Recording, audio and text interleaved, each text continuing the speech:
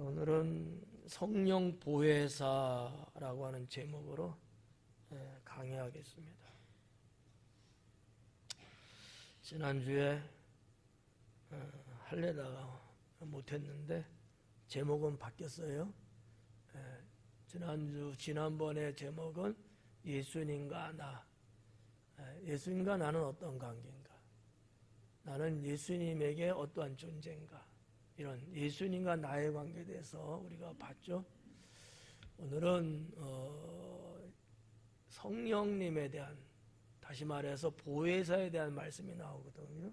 그래서 이 보혜사에 대한 말씀을 전하면서 함께 은혜 받도록 하겠습니다. 16절에 보니까 내가 아버지께 구하겠으니 그가 또 다른 보혜사를 너희에게 주사 영원토록 너희와 함께 있게 하리니, 그래요. 내가 아버지께 구하겠다. 구한다는 말씀, 우리가 지난주에 말씀을 드렸죠. 이 에로테소라고 하는, 원래는 이제 에로테오가 기본형인데 어떠한 문법의 변화 때문에 에로테소라고 하는 단어를 썼습니다. 자, 이게 이제 구하겠다는 건 똑같아요. 근데 제자들이 너희가 무엇을 구하든지 그거나 구하는 건 맞는데 의미는 다르다고 했죠. 예수님이 구한다는 이 16절의 말씀은 내가 간절하게 간청한다. 그냥 단순하게 어떤 필요한 물질을 내가 구하는 그런 개념보다는 정말 꼭 필요하고 되어져야 될 일이기 때문에 내가 하나님께 간절하게 요청하겠다.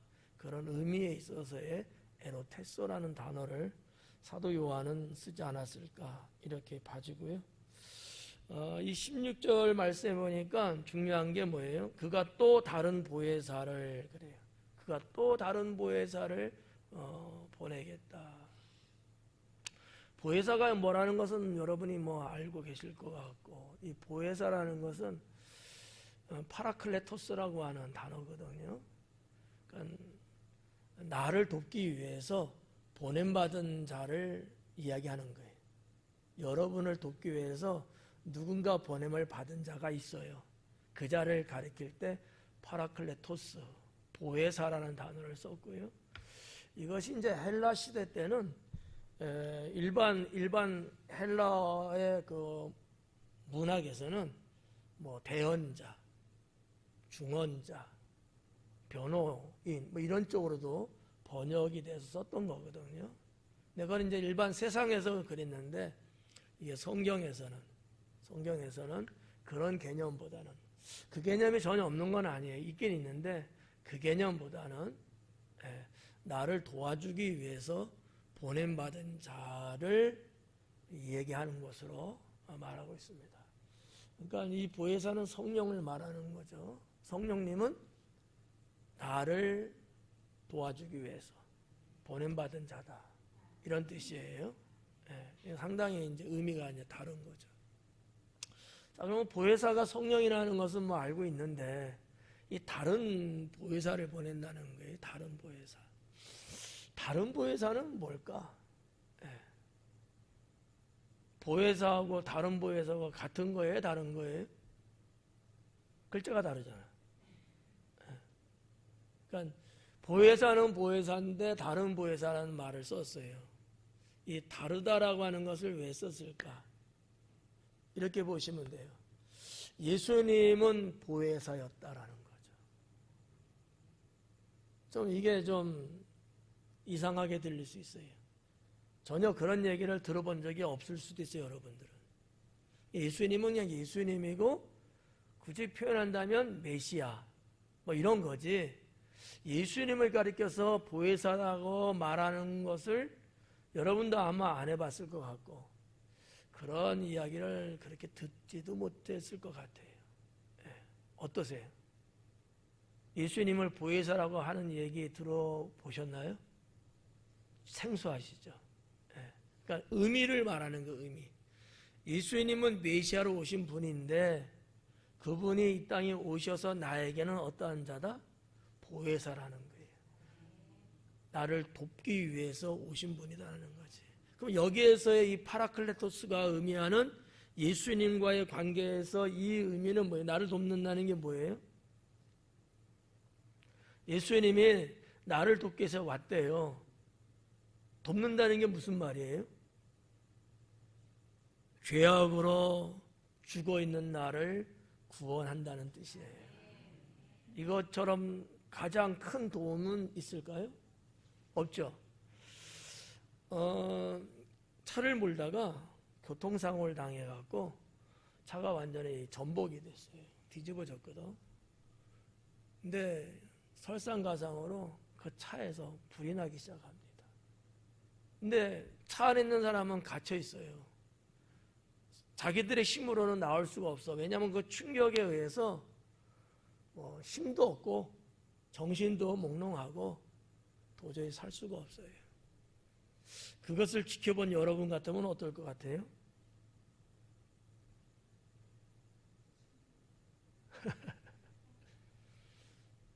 구하러 가야 되겠죠. 아닌가? 잘 탄다. 그럴 사람 있어요? 그러면 뻔히 쳐다만 보는 사람은 많겠죠. 그 사람들은 아무 관계가 없죠. 근데 이 사고난 차량의 사람을 구하기 위해서 누군가 갔다고 쳐봐요. 여러분이라고 말 안 할게요. 여러분은 아닌 것 같아요. 가만히 눈치 보니까 내가 갔다가 괜히 잘못하면 내가 죽을 수도 있는데 누군가 갔어요. 그 사람이 차 안에서 생사가 왔다 갔다 하는 사람에게는 보혜사라는 거죠. 나를 돕기 위해서 온 사람이라는 거예요. 의미만 전하면 되는 거예요. 그죠? 네. 근데 분명히 성경에서는 예수님을 보혜사라고 이야기하고 있거든요. 근데 이런 말을 거의 안 하고 있다는 거죠. 네. 혹시나 헷갈리고 오해할까봐 그러는지는 모르겠지만 어쨌든 우리는 14장을 통해서 다른 보혜사를 보낸다 하거든요.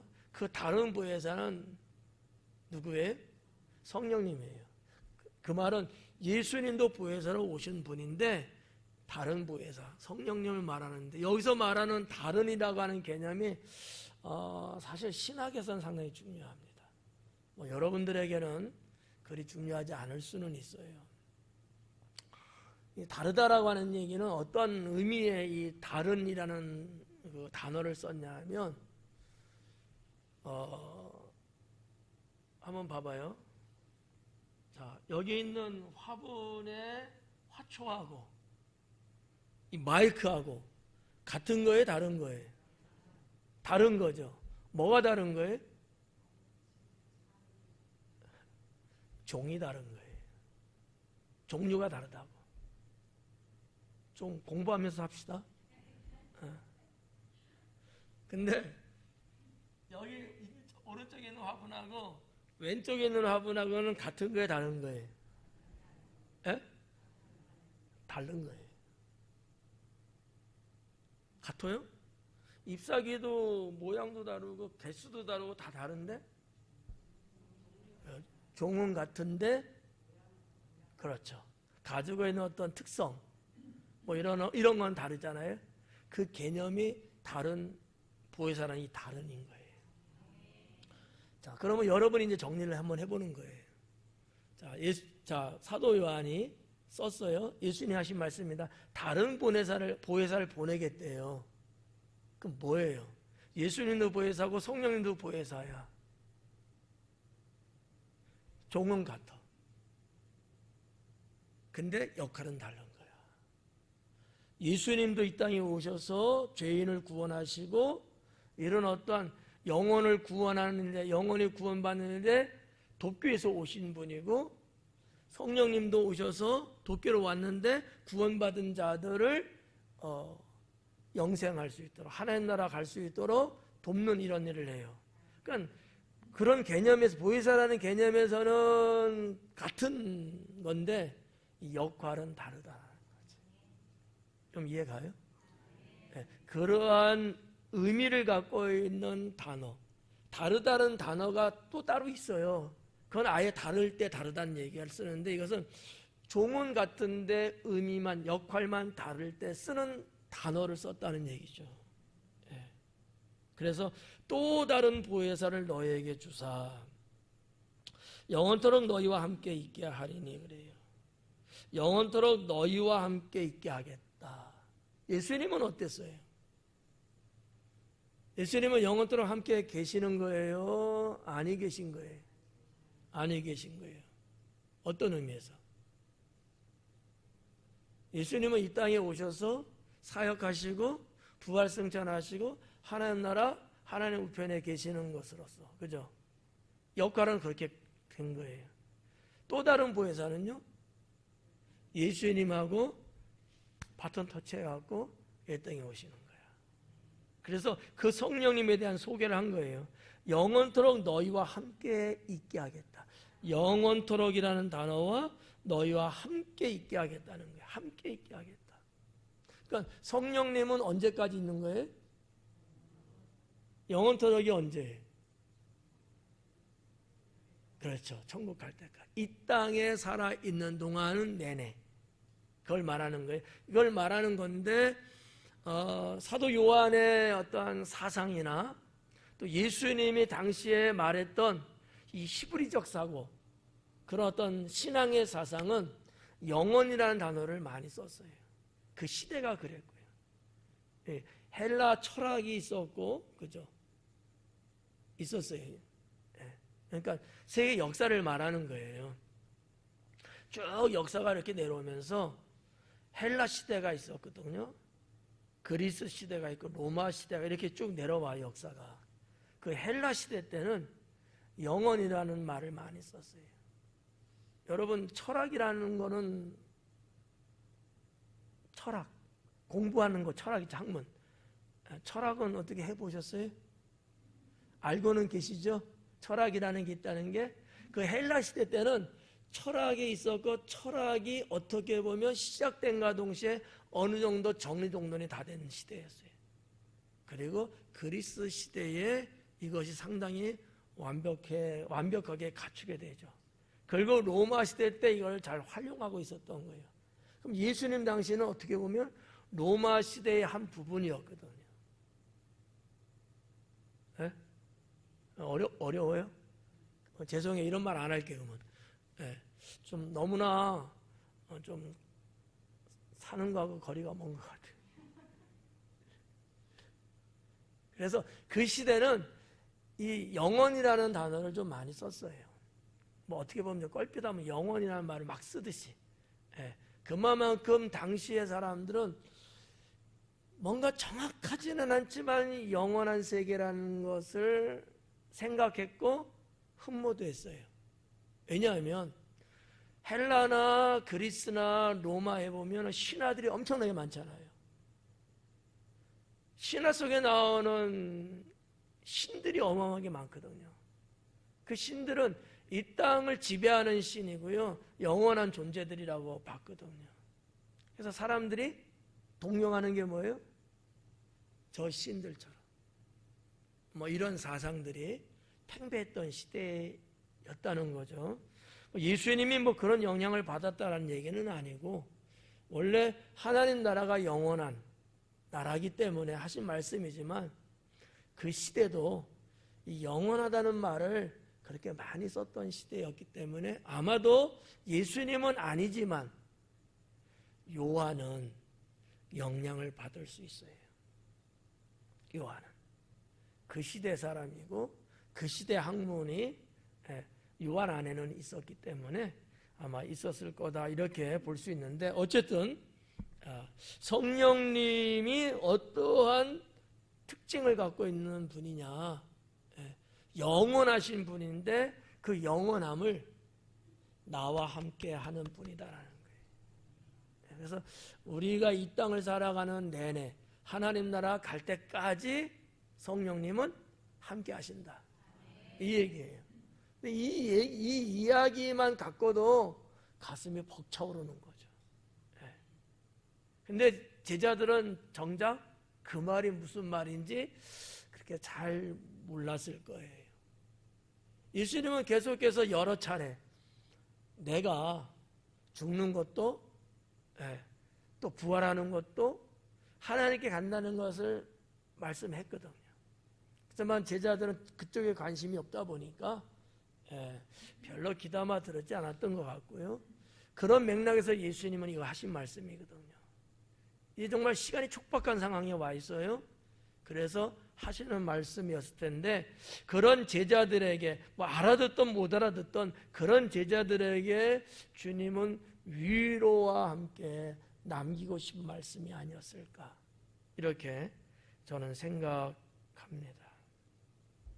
그래서 보혜사는, 또 다른 보혜사는 성령인데, 그 성령께서는 영원토록 너희와 함께 있게 할 것이다.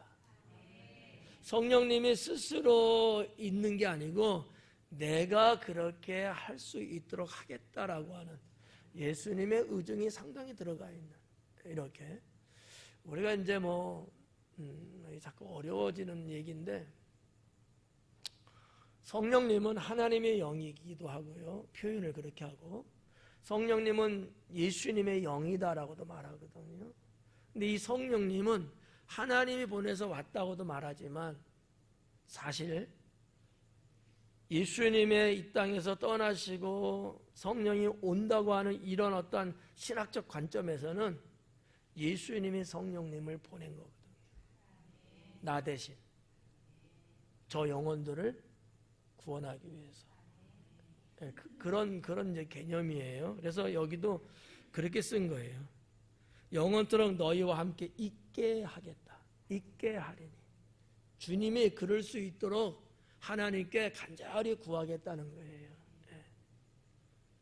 그러니 여러분, 예수님의 역할, 또 그분의 그 은혜, 이 얼마나 크냐는 거죠.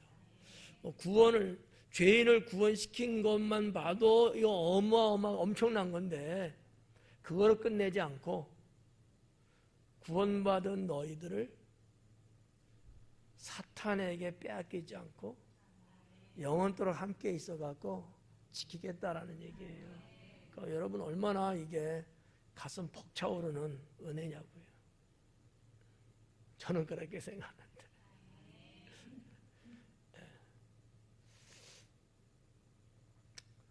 하여튼 그래요. 17절에 그는 진리의 영이라. 그는 진리의 영이라. 또 좀 불러지는 명칭이 좀 다르죠? 진리의 영이라. 성령이라는 것은 우리가 늘 잘 알고 있는 건데, 예수님은 그 성령에 대해서 뭐라고 소개하냐면 영원토록 너희와 함께 할 수 있는 진리의 영이다라는 거예요.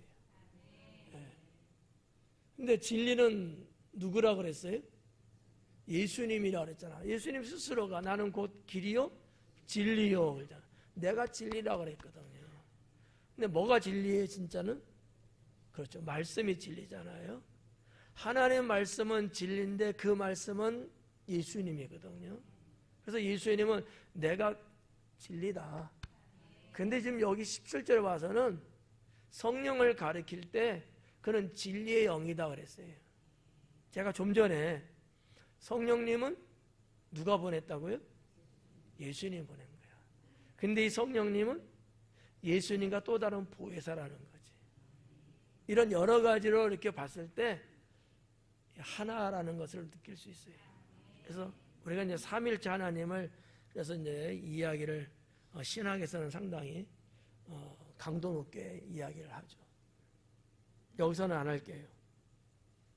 그는 진리의 영이다. 자, 그러면 중요한 거예요. 세상은 능히 그를 받지 못하나니 이는 그를 보지도 못하고 알지도 못함이라. 그러나 너희는 그를 아나니 그는 너희와 함께 거하시며 또 너희 속에 계시겠음이라. 예수님이 이 성령에 대해서 제자들에게 하신 말씀이 있거든요. 그가 임하면 너희들에게 나에 대해서 가르칠 것이다 라는 거예요.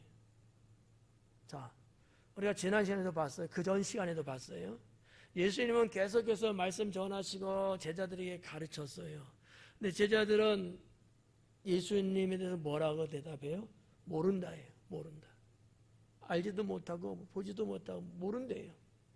예수님이 분명히 말씀해 줬는데 모른대. 세상에. 그거 예수님은 떠나시는 거야. 이거 어떻게 이제? 성령께서 오셔서, 성령께서 오셔서 어디에 거하시는 거죠? 내 안에. 믿는 자 마음 안에. 예수님은 육신을 입고 있기 때문에 그냥 이렇게 같이 대등하게 존재하잖아요. 사람으로서.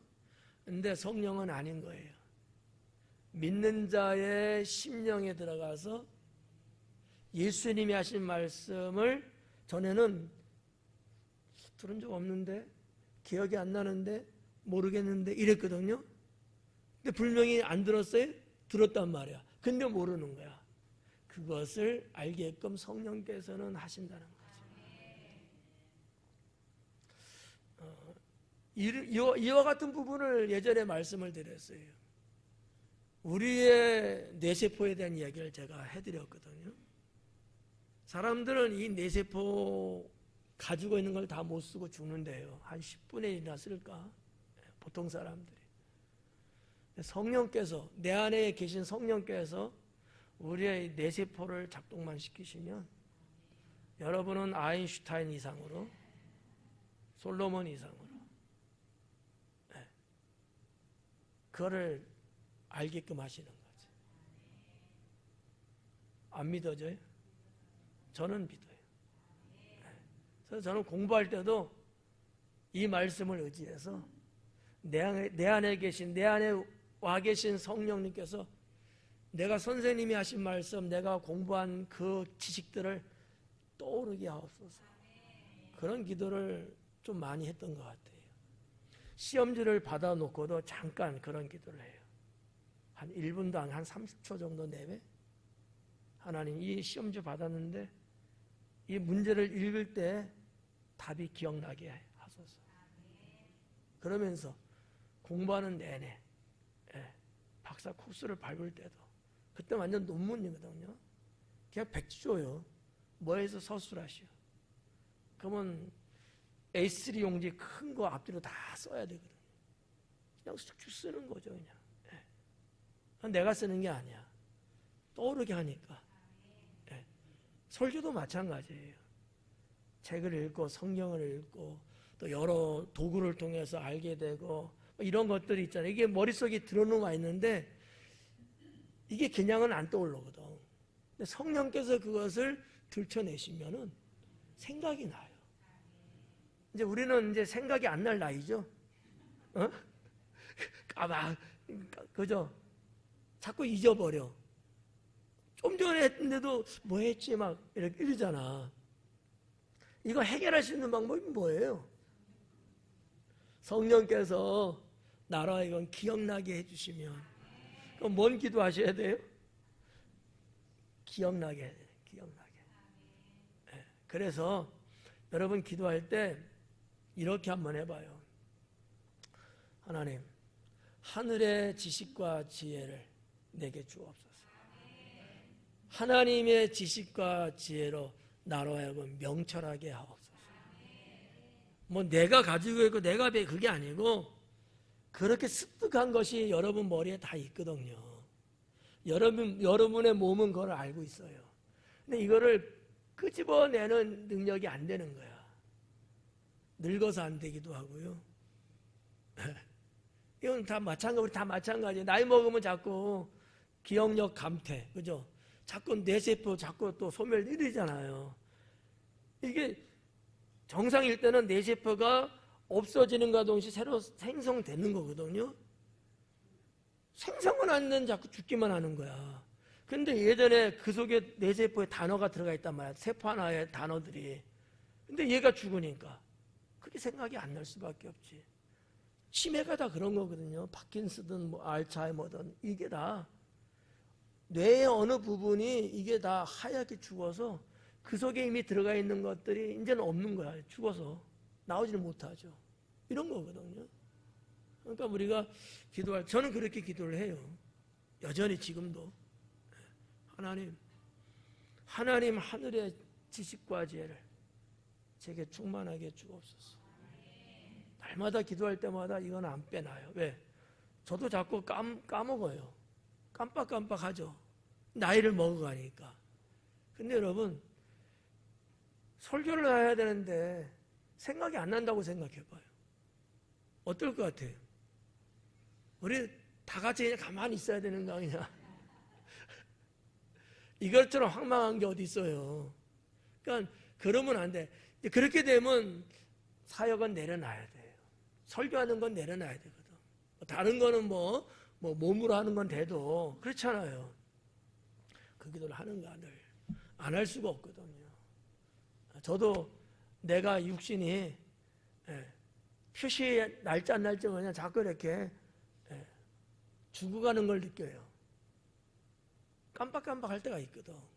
평상시에는 뭐 그런 거 기도는 안 하는데 적어도 말씀을 전하고 공부를 하는 데 있어서는 하나님이 그 부분을 터치해 주셔야.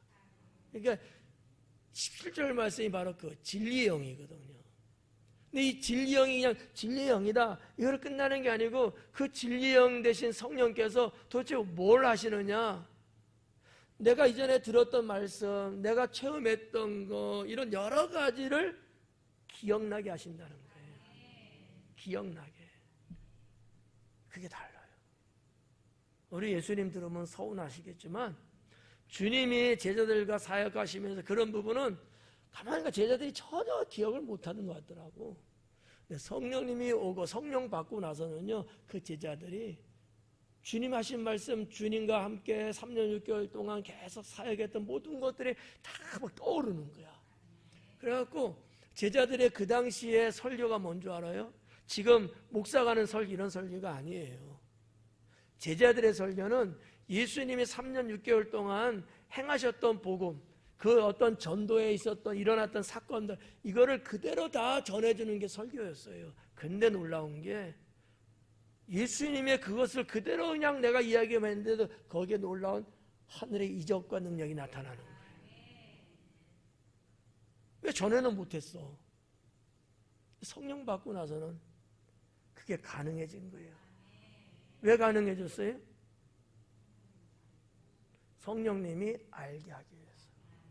성령 받아서 이렇게 말하면 바보야. 성령을 받고 나니까 성령이 내 안에서 이미 내가 습득해 있는, 내가 알고 있는 것들을 생각나게 하시는 거예요. 생각나게. 그러니까 할 수 있었던 거예요. 여러분 어떻게 하셔요, 근데? 어떻게 하셔야 돼? 여러분, 1시간 후면은 1시간 전에 들은 설교도 까먹잖아. 어떻게 해야 돼? 지난주 설교 물으면 기억 잘 안 나잖아. 어떻게 해야 되냐고 그러니까. 그렇지. 성령님이시여, 나로 하여금 들은 말씀을, 배운 것을, 체험한 것을 기억나게 해주세요. 이게 상당히 필요하다는 거예요. 필요해요. 그래서 이제 성령 충만할 때는, 성령 충만할 때입니다. 성령 충만할 때는요, 전혀 내가 이영길 장로님 앞에 갈 때까지만 생각이 안 나는데 장로님을 딱 대하면서 생각이 떠오르기 시작하는 거예요. 기도 안 했는데도. 기도를 하고 가면 좋지만 기도 안 하고 평상시 같이 갔어요. 근데 이미 내 안에서 성령이 충만하다 보니까 무슨 말을 해야 될지, 어떤 단어를 써야 되는지 그거를 성령께서 알게끔 해주신다는 거예요. 그래서 아무 말이나 막 짓거리 걸지 않는다는 거예요. 하나님 은혜가 충만하고 성령이 충만한 사람들은요, 단어 하나하나도 걸러서 하게끔 성령께서 말씀을 떠오르게 하셔요. 네, 그게 달라. 성령 많이 읽었어. 많이 읽었대. 아무튼 읽었대. 한 50장이라고 치자고 읽었어. 근데 말씀을 설교를 할 때 그 말씀, 읽은 말씀이 안 떠올라. 이건 꽝이야. 여러분이 성경 읽었어. 근데 읽은 성경 말씀에 해당되는지 안 되는지 모르지만 설교를 할 때 그게 해당되는, 연결되는 말씀이라면 아, 그때 읽은 거구나. 이게 떠올라야 되는 거야. 어떻게 떠오르죠? 떠오르지 않는다는 건 성령께서 그걸 생각나게 하지 않고 있는 거야. 그 얘기는 하지 맙시다. 하여튼 이 원리적인 얘기인데 무슨 말인지 이해는 가시죠? 네. 자, 그 성령, 진리의 영이라 세상은 능히 그를 받지도 못하고 그를 보지도 못하고 알지도 못하고. 세상은 그렇다는 거예요. 알지도 보지도 받지도 다 못한다는 거야, 세상은.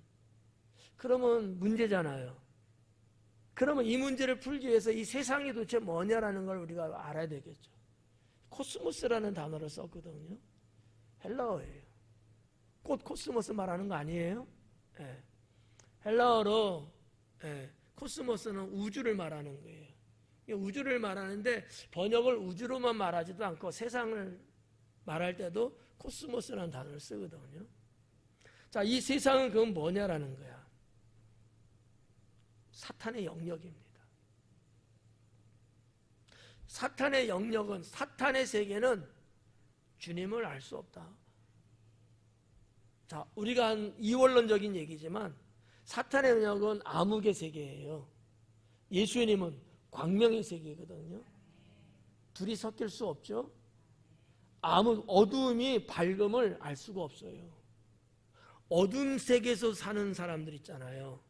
우리 주변에도. 그런 사람들은 밝음의 세계를 사는 사람들 몰라요. 그들을 몰라.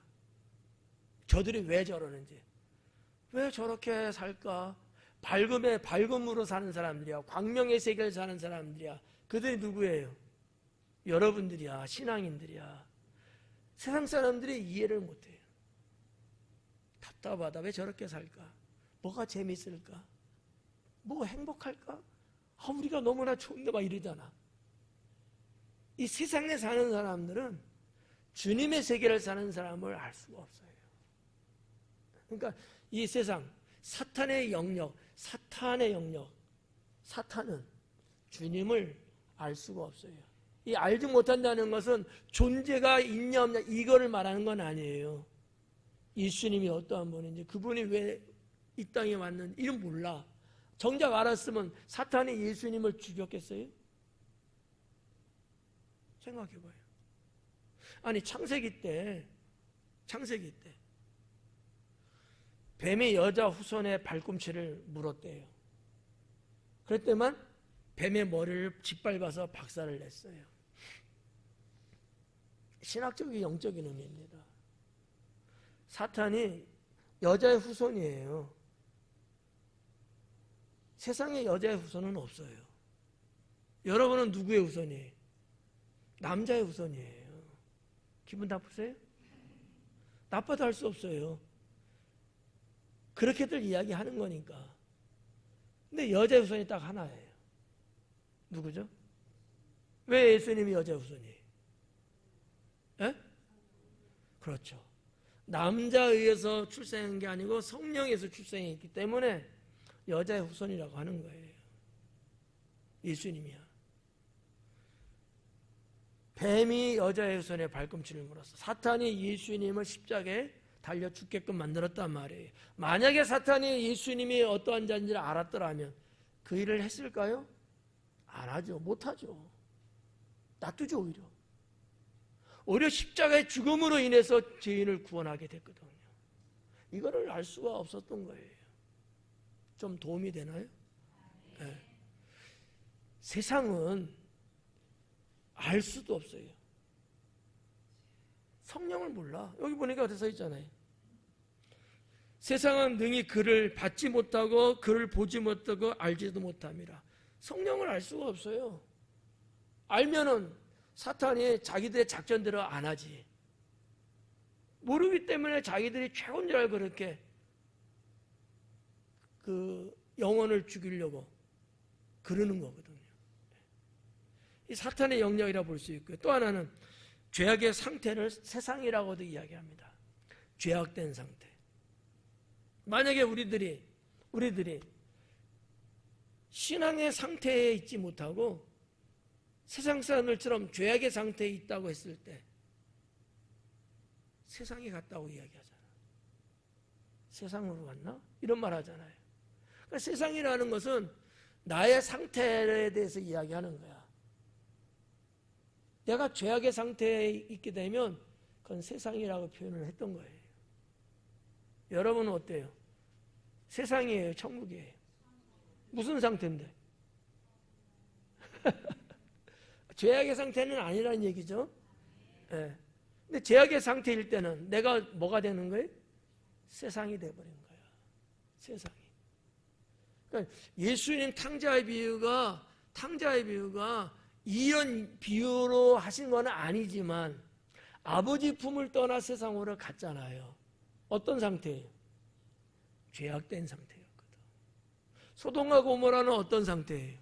죄악된 상태예요. 그걸 세상이라고 이야기해요. 기독교 신앙에서뿐만 아니라 기독교 사상에서만 말하는 게 아니라 일반사, 세상의 일반사에서도 소돔과 고모라는 세상이라고 이야기하거든요. 세상은 그런 곳이다라는 얘기거든요. 이해갈까요? 네. 그러니까 내가 신앙으로 살지 못하고 내가 주님 안에 있지 못하고 내가 믿음으로 행하지 못하고 세상 방법, 논리, 세상 사람들처럼 그렇게 같이 비슷하게 산다면 나는 뭐다? 세상이다라는 얘기야. 그런 나는 뭐가 돼야 되는데? 천국이어야 되는데, 하나님 나라가 돼야 되는데 세상인 거예요. 올해 여름성리학교 주제 살아가요 하나님 나라. 저는 개인적으로 주제만 매우 반가웠어요. 제가 추구하고 제가 강조하는 게 하나님 나라거든요. 이 땅을 살아가면서 우리는 육신을 갖고 살지만 우리는 하나님 나라를 살아야 된다는 게 저의 신학의 핵심이거든요. 비록 내가 세상 안에서 살고 있지만 하나님 나라의 삶을 살아야 된다는 거예요. 살아가요 하나님 나라에 아마 그 내용이 그런 내용이 아니겠냐라는 거지. 구원받은 성도는 그래야 돼요.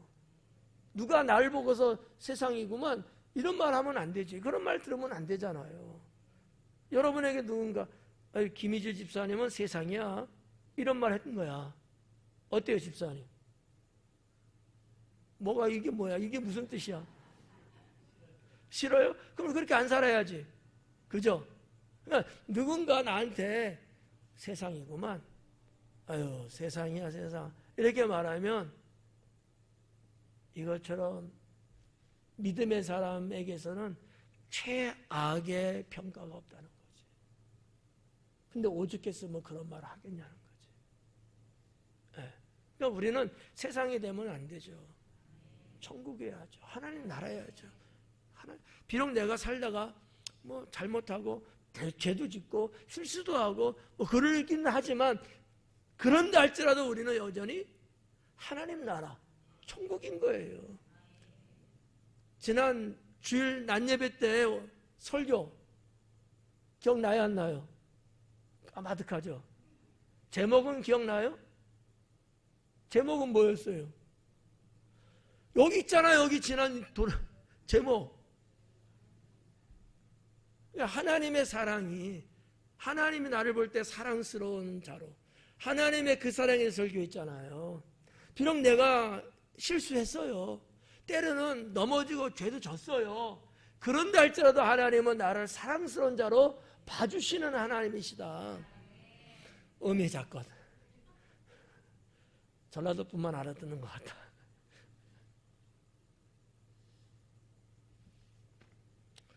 이 세상은 그렇게 죄악 상태를 말할 때도 쓰는 용어다. 이렇게 보시면 좋고요. 하나 마지막 더 하나는 뭐냐? 예수님을 거부하는 자에 대해서 사용하는 단어이기도 합니다. 예수님을 거부하는 자. 불신자죠? 예수님 그 당시에 봤을 때 유대인입니다만은 예수님을 거부하고 막 그랬잖아요. 그런 사람을 향해서 세상이라고 이야기했다는 거죠. 당시에 거의 주류는 다 예수님 거부했잖아요. 유대 사회가 거의 다 거부했잖아요. 일부 백성들 빼고는. 그래서 세상이라고 말했던 거예요. 계속해서 여러분 사복음서를 다시 한번 읽어보세요. 세상이라고 이야기합니다. 예수님 그 당시에 유대 사회는 세상이었어요. 그래서 심판은 세상을 심판하겠다는 거였어요. 근데 그 세상은 유대인의 삶을 말하는 거거든요. 그러니까 예수님을 거부하는 자는 세상이다 라는 거예요. 이 자에겐 당연히 구원은 없죠. 자, 오늘 코스모스, 세상에 대한 단어를 설명해 드린 건데, 그러한 세상은 성령님을 받지 못한다. 당연하죠. 거부하니까. 제자들도 예수님 가실 때는 성령 못 받았어요. 그때는 성령이 없다고 평가를 하거든요. 이 땅에. 성령 하나님이 없는 게 아니라 이 땅에 임재하실 성령으로는 아직은 아니었거든요. 성령이 임하시고 성령을 받고 나서 그들의 사역은 시작됐잖아요. 교회는 그 위에 세워졌고요. 뭐 그런 내용이죠. 그를 받지 못한다. 성령을 못 받는다. 성령을 보지도 못했다. 그리고 알지도 못한다. 당연히 모르죠. 알 수가 없어요. 그러나 너희는 그래요. 그러나 너희는 그를 안 하니. 그러나 너희는, 여기서 너희는 누구죠? 제자들이죠. 그를 안 하니 그가 너희와 함께 거하시며 또 너희 속에 계시겠습니다. 좀 이상하지 않아요? 성령님 지금 이 땅에 임하신 때예요? 임하지 않은 때예요? 근데 여기 뭐라 그래요? 예수님은 예? 그러나 너희는 그를 안 하니. 오지도 않았는데 안 돼. 왜 이렇게 썼다 그랬죠? 그 일이 확실하게 될 일이니까, 진리니까. 변경되고 바뀌어질 게 아니고 확고부동하게 반드시 될 일이기 때문에 미래에 될 일이지만 과거, 현재로 쓴 거예요. 이게 그들의 어떤 문법이라는 거죠. 그러나 너희는 그를 안 하니 그는 너희와 함께 거하시며. 다 똑같잖아요. 아직도 거하지 않았어요. 근데 거한대요. 거하시며 또 너희 속에 계시겠습니다. 분명하죠. 이제 성령님의 거처. 성령님이 어디 계시는가? 성령님이 어디 계셔요? 내 마음 안에. 내 안에도 맞는데 내 마음 안에, 뭐 내 심령 안에, 이런 식으로 내 마음 안에 거하시. 그러니까 성령님의 좌소, 좀 신학적인 용어의 좌소. 좌소는 믿는 자 마음 안에 있다는 거죠. 마음 안에. 그래서 제일 중요한 게 뭐라 그랬어요? 잠언서에서는 마음을 지키는, 이 마음이 제일 중요한 거야. 거기에는 주께서 계시기 때문에. 생명의 근원이 이에서 남이니라. 우리 마음이 그렇다는 거죠. 자, 여기서 그래서 너희 속에 계시겠음이라. 18절, 내가 너희를 고아와 같이 버려두지 아니하고 너희에게로 오리라. 내가 너희를 고아와 같이 버려두지 아니하고 너희에게 오겠다. 자, 예수님이 내가 너희에게 오겠다 그래요. 언제 오신다는 거예요? 에? 뭐 뱀이 지나가는 소리 같아? 뭐예요? 보혜사. 말씀드렸잖아요. 14장의 이 중후반에는요, 보혜사 성령에 대한 말씀을 계속하고 있어요. 생뚱맞게 재림을 이야기하시는 게 아니에요. 근데 거의 많은 분들이 재림을 언급을 하시더라고요. 저는 좀 해석이 달라요. 여기는 주님의 재림에 대한 것이 있을 이유가 없어요, 사실은. 근데 대체적으로 다 좀 성령론 쪽에서 약한 분들이 대부분 이쪽 번역을 주님의 재림, 어떤 분은 뭐 부활도 이야기하는 분도 있어요. 근데 성령을 지금 언급하고 있는 말씀을 하고 있는 중이거든요. 그래서 성령에 대한 말씀을 하고 계셔요. 성령. 그러면 또 문제가 또 발생하겠죠? 내가 너희에게로 오겠대요. 예수님이. 근데 누가 오는 거예요? 성령님이 오는 거잖아. 근데 그 성령님이 누구의 영이라고요? 예수님의 영이라고. 그러니까 내가 육신으로는 이 땅에 와서 부활 승천하고 갔지만 육신으로 초림된 육신으로 오셨잖아요. 다시 오시는 것은 재림만 많이 생각하잖아, 사람들이. 재림.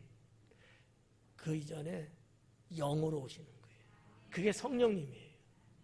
성령님은 예수님의 영이셔요. 그래서 내가 다시 너에게 오겠다는 얘기는 성령을 가르친 거예요. 근데 여기 보니까 너희를 고아와 같이 버려두지 않겠다 그래요. 고아와 같이. 자, 그 2000년 전 예수님 당시에 이 고아에 대한 그 어떤 정의가 한 두 가지 있더라고요. 하나는 아버지와 아들의 관계에 있어서 부모와 자식이죠. 부모가 없을 때 고아가 되는 거예요. 그건 맞죠. 또 하나가 있어요. 스승과 제자의 관계입니다. 스승이 없어요. 제자가 있는데 스승이 죽었더니 떠났어. 이걸 가리켜서 고아라는 말을 했어요. 예수님은 아버지와 아들의 관계에서 고아라고 그랬겠어요? 스승과 제자의 관계에서 고아라고 했겠어요? 그죠? 예수님과 제자들은 스승과 제자의 관계잖아. 이런 맥락에서 내가 너희를 고아와 같이 버려두지 않겠다. 근데 그 당시에 사실은 부모 없는 고아들이 많았어요. 유대 사회적으로. 그러니까 무슨 말인지 다 아는 얘기죠. 그들처럼 우리 사회에 부모 없이 그냥 자라는 어린 자녀들 있지 않느냐 이 얘기예요. 그들이 이렇게 버림받고 살잖아. 내가 떠나지만 너희들을 그렇게 버려두지 않고 다시 오겠다. 그 얘기거든요. 쉽죠? 19절에 조금 있으면 세상은 다시 나를 보지 못할 것이로되. 조금 있으면 너희가 다시 세상이 나를 보지 못한다 그래요. 조금 있으면은 언제죠 그러면? 그렇죠. 죽으심을 말하는 거죠. 다 모든 게 지금 예수님의 요 근저의 요 시간대를 지금 가지고 말씀하고 있는 거예요. 조금 있으면 세상은 다시 나를 보지 못할 것이다. 이 세상은 유대 백성들, 로마 병정들, 빌라도 시아의 부대, 할 것 없이 다. 이 세상은 나를 보지 못한다. 다시 보지 못한다. 근데 너희는 나를 보리니 이는 내가 살아있고 너희도 살아있겠음이라. 자, 여기에서 내가 살아있고 그래요. 너희는 나를 보는데 이는 너희가 어떻게 해서 나를 볼 수 있느냐? 이유는 내가 살아있다 라는 거예요. 이 살아있다라는 말을 부활이다라고 볼 수도 있어요. 나는 살아있다. 부활하실 거니까. 그렇게 볼 수도 있고요. 그것을 좀 더 점프해서 성령으로 다시 오실 것을 말한다고도 볼 수 있고요. 재림 때의 얘기는 아닙니다. 내가 살아있고 너희도 살아있겠음이라. 현 시대를 알 수 있죠. 현 시대라는 거. 내가 살아있고 너희도 살아있을 것이다. 제자들이 천국 다 간 후에 너희도 살아있을 것이다. 영적으로 천국의 삶이니까 살아있다. 이렇게 해석을 이거는 너무 억측이죠. 그래서 20절에 뭐라고 합니까? 그날에는 내가 아버지 안에 너희가 내 안에 내가 너희 안에 있는 것을 너희가 알리라. 그럼 여기서 말하는 그날은 언제일까요? 잘 나가다가 어떻게 열차가 스톱했나? 그날은 언제일 것 같아요? 그렇죠. 성령님이 오셨을 때. 그때에는. 성령님이 오시는 그날에는 내가 아버지 안에 있고 너희가 내 안에 있고 내가 너희 안에 있고. 앞에서 말씀한 것 내용인데 그것을 다른 각도에서 돌려서 한 얘기죠. 하나님도 내가 하나님 안에 있고 너희는 내 안에 있고 나도 너희 안에 있고. 어떻게 보면 마치 삼위일체를 말하는 것처럼 하나님과 나는 동등함이요. 이건 우리가 빌립보에서도 나와 있는 내용이죠. 하나님과 나는 동등되며 하나님과 나는 하나이고, 하나라는 말은 요한복음에서 여러 차례 말했던 거고요. 하나님과 나는 하나이다. 내가 주 안에, 주가 내 안에. 이제는 내가 너희 안에, 너희가 내 안에. 이게 뭐로 가능해요? 성령께서 내 안에 계시면, 내 안에 계시면, 내가 주님 안에 있고 주님이 내 안에 있고. 네. 이게 진정한 구원인 거예요. 정말 구원받은 사람은 주님을 내 안에 모시고 사는 사람이죠. 근데 문제가 하나 있더라고. 근데 이렇게 말을 안 들을까? 그죠? 그래서 뭐라 그래요? 내 안에 계신 성령께서 탄식하신다는 얘기예요. 네가 이렇게 살아야 되는데, 네가 이렇게 살아야 되는데 그러질 않으니까 내 안에 계신 주께서 탄식한다는 얘기가 있는 거예요. 성경에. 탄식한다. 상당히 괴로워하고 슬퍼하고 있다는 거지. 어떻게 해야 돼요? 어떻게 살아야 돼요? 잘 살아야 돼요. 네?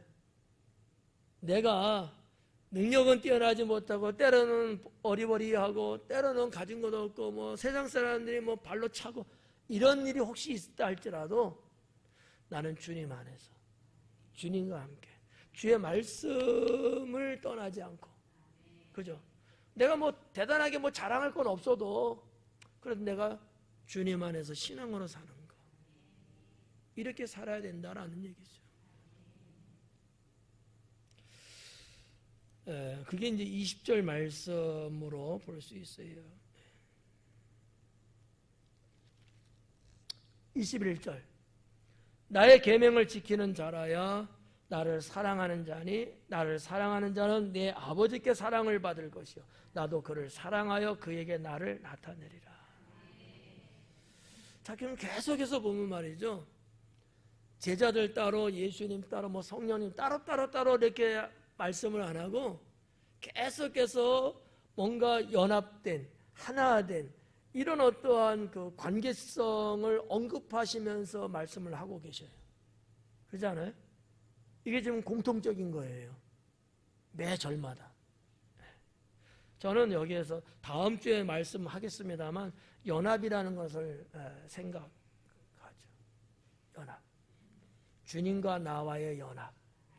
지난주에도 말씀 제가 한번 언급하고 넘어갔는데 주님과 나와의 연합, 하나된 관계, 그거를 21절에서는 뭐로 승화시키냐면 계명 지키는 거로 이야기하십니다. 지금까지는 뭐예요? 그냥 존재론적으로 쭉 말씀해 왔어요. 그래서 성령께서 오시면 너희 안에 임하고 너희 안에 계신 성령을 통해서 너와 내가 하나가 되고 하나님과 내가 하나 되고 이런 식으로 말했거든요.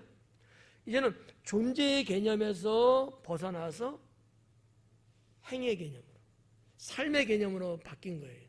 그게 계명인 거예요. 계명을 지키는 자가 그렇다라는 거죠. 부담돼요? 지금까지 좋았는데. 나의 계명을 지키는 자라야 나를 사랑하는 자다. 그러니까 계명을 지키지 않는 거, 계명도 사실은 뭐예요? 말씀이잖아요. 하나님 말씀을 지키는 자가 정말 나를 사랑하는 자야. 그죠? 맨날 사랑한다고 말하고 말 즉석이 안 들어. 뭐 하자는 거야 이거? 에? 맨날 이게 기도할 때마다 목사님 사랑해요, 목사님 어째 말은 죽어라 안 들어. 이게 맞아요, 틀려? 이거 잘못된 거예요, 어떻게 된 거 이거? 그러면 안 되잖아요. 예. 그러니까 성경을 통해서 하나님이 하시는 말씀에 많은 것들 중에 아주 핵심적인 게 하나가 뭐냐면 말씀의 순종이더라는 거죠. 하나님은 아브라함도 뭐를 보시고? 순종함을 보시고 믿음의 조상, 그죠? 다른 거 보지 않았잖아요. 그거 언제 믿었다고? 자기가 언제 믿었다고? 근데 아닌 거야. 믿음의 날수는 무척이나 적지만 엄청나게 많은 믿음의 날을 갖는 자의 불순종보다 아브라함이 훨씬 탁월했던 거예요. 그래서 하나님께 제사를 드리는 것보다 뭐가 낫다? 순종하는 것이 낫다.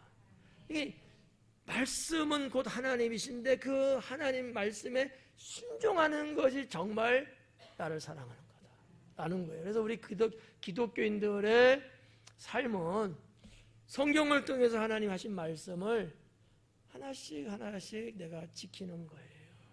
지키는 겁니다. 그게 진짜 믿음이 좋은 거예요. 말은 안 들으면서 믿음 좋은 척하는 거 가짜죠. 나의 계명을 지키는 자라 나를 사랑하는 자고 나를 사랑하는 자는 내 아버지께 사랑을 받을 거다. 다 연합적인 하나적인 그런 거를 표현하고 있죠. 또 나도 그를 사랑하여 나도 그를 사랑하여 내 계명을 지키는 자. 이 계명이 뭐라 그랬어요? 지난 시간에? 그러니까 기도할 때 하나님 하늘에 지혜와 지식을 주셔서 기억나게 해주시오. 그런 기도 하려니까. 그렇죠. 퍼펙트 하시네. 위로 하나님 사랑하고 아래는 이웃을 내 몸처럼 사랑하고 더해서 원수까지 사랑하는. 그게 세 계명이잖아요. 그걸 말하는 겁니다. 예. 그렇게 계명을 지키는 자는 나를 사랑하는 자라는 거지. 그러면 뭐라 그래요? 그에게 나를 나타내리라.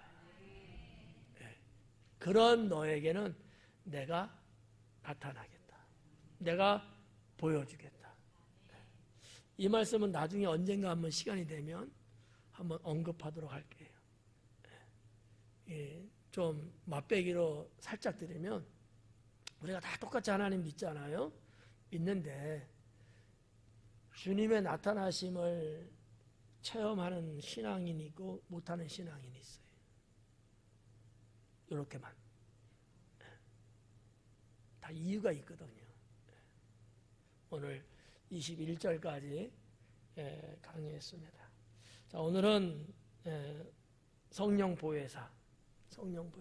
이 보혜사는 예수님도 보혜사인데 다른 보혜사.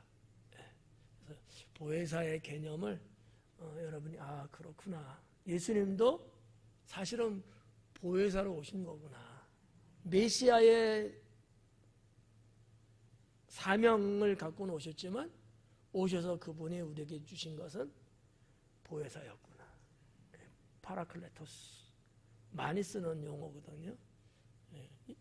뭐 그런 외국어는 몰라도 되고 그냥 보혜사.